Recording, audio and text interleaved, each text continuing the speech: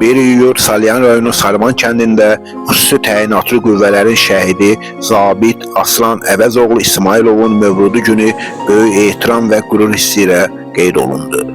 Vətənimizin azadlığı və ərazinin bütövlüyü uğrunda canlarından keçən bütün şəhidlərimizin əziz xatirəsi bir dəqiqəlik sükutla yad edildi.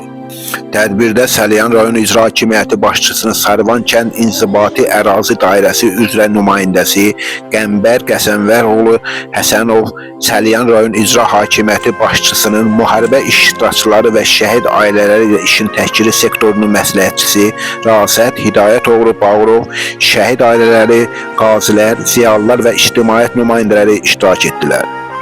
Tədbirin ən yadda qalan məqamlarından biri Azərbaycan sevilən ifaçılarından Zəminə Duyğunun ifasında səslənən sözləri və musiqisi şairə və yazıcı Sevda İbrahimliyə məxsus olan Əbədiyyət üfüqündə parlayan zərrə mahnısı oldu.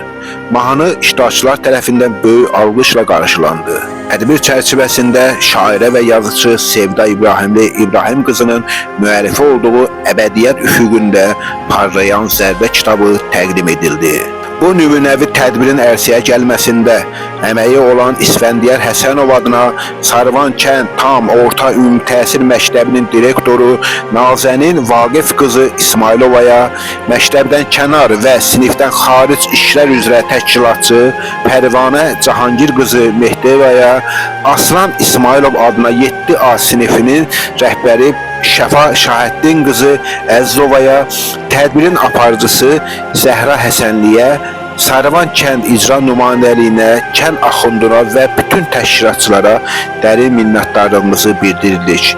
Şəhid Aslan İsmayılovun adı və qəhrəmanlığı xalqımızın yaddaşında daim yaşayacaq. Allah bütün şəhidlərimizə rəhmət eləsin, məkanları cənnət olsun.